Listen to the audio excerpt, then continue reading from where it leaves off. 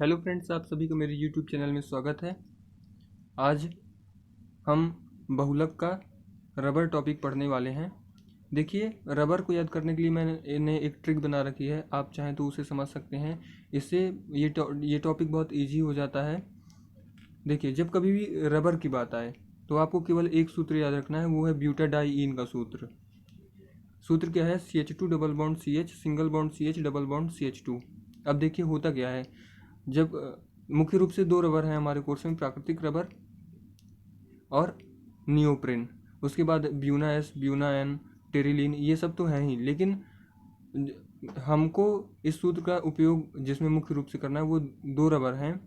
एक है प्राकृतिक रबर और दूसरा है नियोप्रिन। देखिए, प्राकृतिक रबर का एकलक होता है आइसोप्रिन। तो हमको करना क्या है, ये जो सूत्र लिखा है CH2 double bond CH single bond CH double bond CH2, इसमें जो ये वाला H है इसको हटा करके CH3 जोड़ देंगे तो आइसोप्रिन बन जाएगा, और इसी H को हटा करके अगर Cl जोड़ देंगे तो क्लोरोप्रिन बन जाएगा, जो कि नियोप्रिन का एकलक है। आइए आगे समझते हैं, उदाहरण से आपको समझ में आ जाएगा। देखिए,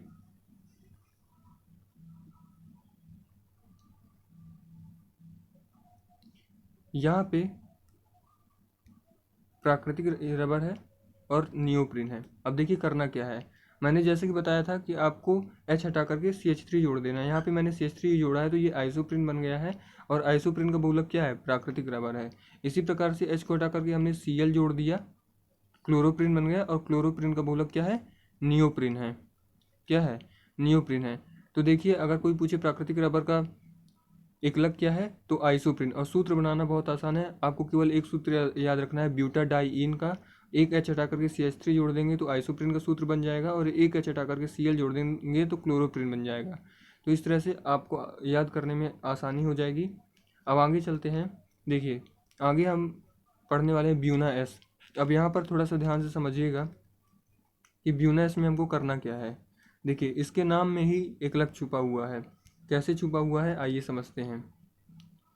ब्यूना एस,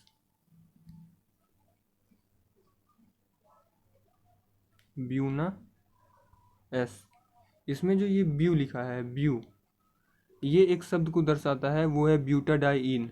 ब्यू से क्या है? ब्यूटाडाइईन है, ब्यूटाडाइईन, ब्यूटाडाइईन है। और ब्यूना एस, ब्यू से तो गया ब्यूटाडाइईन, और एस जो है वो दर्शाता है स्टायरीन को। स्टायरीन आपने प्लास्टिक में पढ़ा है, अगर आपने मेरा वो लेक्चर नहीं देखा है तो आप उसको देख सकते हैं, चैनल को सब्सक्राइब कर लीजिए तो आपको वो लेक्चर मिल जाएगा। ये एस जो है स्टायरीन को दर्शाता है, तो ब्यूटाडाइईन को और एस स्टायरीन को। तो इसका एकलक इसके नाम में ही छुपा है, ये ब्यूटाडाइईन और स्टायरीन से मिलकर के बनता है। और जो ये Na लिखा हुआ है, Na जो लिखा हुआ है ये फालतू नहीं है। Na जो है आपको मालूम होगा, Na जो है सोडियम होता है। ये क्रिया सोडियम की उपस्थिति में होती है। किसकी उपस्थिति में होती है? सोडियम की उपस्थिति में होती है। तो इसके नाम में ही सारा कुछ छुपा हुआ है। ब्यू से हो गया ब्यूटाडाइईन, एस से होगा स्टायरीन, और Na सोडियम है, सोडियम की उपस्थिति में ये क्रिया होती है। तो आपको दिख रहा होगा कि ये ब्यूटाडाइईन का सूत्र लिखा है CH2 double bond CH single bond CH double bond CH2। ये ब्यूटाडाइईन का सूत्र है। इसके N और ले लेते हैं। N क्या है? बहुलक की कोटि है। बहुलक की कोटि मैंने अपने पहले लेक्चर में ही बता दिया था, अगर आपने नहीं देखा तो आप मेरे पहले के लेक्चर्स देख लीजिए। और ये स्टायरीन का सूत्र लिखा है, ये मैंने प्लास्टिक में आपको समझा दिया था बहुत बहुत अच्छे तरीके से। एक बार आप यदि वो लेक्चर देख लेंगे तो आपको दोबारा कभी इस टॉपिक को देखने की ज़रूरत नहीं पड़ेगी। ये स्टायरीन का सूत्र लिखा है, इसके भी एनोड ले लेते हैं, दोनों मिलकर के ब्यूना एस का निर्माण करते हैं। तो अगर कोई पूछे कि ब्यूना एस का एकलक क्या है तो इसके नाम से में ही सब कुछ छुपा है, ब्यूटाडाइईन, और एस से क्या होगा? स्टायरीन। ये क्रिया सोडियम की उपस्थिति में होती है, आपको दिख रहा होगा ये सोडियम लिखा हुआ है, सोडियम की उपस्थिति में ये क्रिया होती है। अगला टॉपिक है हमारा ब्यूना एन। अब देखिए, इसके भी नाम में ही सब कुछ छुपा हुआ है। कैसे? तो देखते हैं। देखिए, लिखा हुआ है ब्यूना एन।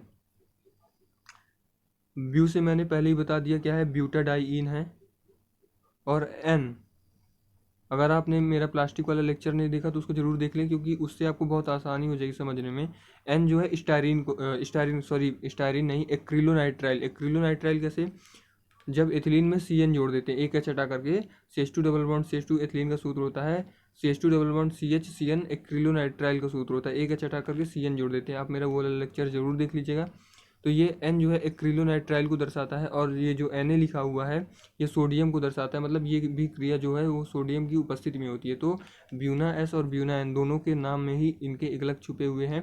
तो ब्यू से हो गया ब्यूटाडाइन और N से हो गया एक्रिलोनाइट्राइल। Na जो है वो क्या दर्शाता है कि सोडियम की उपस्थिति में क्रिया होती है। तो आपको दिख रहा होगा ये ब्यूटाडाइन का सूत्र है, CH2 double bond CH, single bond CH, double bond CH2, ये ब्यूटाडाइन का सूत्र है। और ये जो है एक्रिलोनाइट्राइल का सूत्र है, ये प्लास्टिक है। अगर आपने नहीं देखा तो मैं फिर से एक बार कहता हूँ कि आप मेरा वो लेक्चर जरूर देख लीजिएगा। तो ये एक्रिलोनाइट्राइल का सूत्र हो गया, और ये दोनों मिलकर के ब्यूना N का निर्माण करते हैं। तो ब्यू से क्या हो गया ब्यूटाडाइन, ये लिखा हुआ है ब्यूटाडाइन, और N से हो गया एक्रिलोनाइट्राइल, ये लिखा हुआ है एक्रिलोनाइट्राइल, और सोडियम की उपस्थिति में ये क्रिया होती है। यहाँ पे सोडियम नहीं लिखा हुआ है, यहाँ पे सोडियम लिख लीजिएगा, क्योंकि ये क्रिया जो है सोडियम की उपस्थिति में होती है। तो आगे चलते हैं, टेरिलीन। देखिए टेरिलीन की बात करते हैं। यहाँ पर एक चीज़ और ध्यान रखिएगा कि टेरिलीन को डेक्रोन भी कहते हैं। क्या कहते हैं? टेरिलीन को डेक्रोन भी कहते हैं। आइए समझते हैं, इसके भी नाम में ही इसके एक लग छुपे हैं। जैसे टेरिलीन की स्पेलिंग है TERYLINE, ये है टेरिलीन।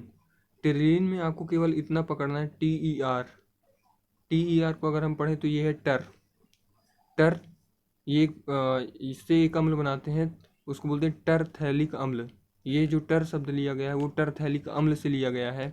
और ये जो लीन, LINE, लीन है, ये दर्शाता है एथिलीन ग्लाइकॉल को। किसको दर्शाता है? एथिलीन ग्लाइकॉल को। तो टेरिलीन में भी उसके एक लग छुपे हुए हैं, टरथैलिक अम्ल, TER टरथैलिक अम्ल, और एथिलीन ग्लाइकॉल। तो उम्मीद करता हूँ आपको समझ में आ गया होगा। तो ये देखिए, ये लिखा है टरथैलिक अम्ल और ये लिखा है एथिलीन ग्लाइकॉल। टरथैलिक अम्ल का सूत्र यहाँ पर ये बता दिया गया है, एथिलीन ग्लाइकॉल का सूत्र भी CH2OH बता दिया गया है। अब देखिए होता क्या है, यहाँ से OH और यहाँ से H निकल जाता है, यहाँ से OH और यहाँ से H निकल जाता है, पानी का एक अणु निकल जाएगा और इस प्रकार की संरचना बन जाती है जिसको टेरिलीन बोलते हैं। एक चीज़ और ध्यान रखिएगा, कई लोगों को कन्फ्यूजन हो जाता है, टेरिलीन और डेक्रोन एक ही हैं। टेरिलीन को ही डेक्रोन कहा जाता है, डेक्रोन को ही टेरिलीन कहा जाता है। अच्छा, एक चीज़ और यहाँ पे विशेष लिखी हुई है, क्या? पॉलीएस्टर। यहाँ पर एक ऑब्जेक्टिव भी बनता है कि टेरिलीन है पॉलीएस्टर। क्यों है पॉलीएस्टर, इसको भी समझने का प्रयास करते हैं। देखिए जहाँ पे भी RC double bond O single bond O R, ये जो संरचना है ये है एस्टर की संरचना। ये O को मिला करके O भी शामिल है ना। ये जो पूरी संरचना है ये एस्टर की संरचना है।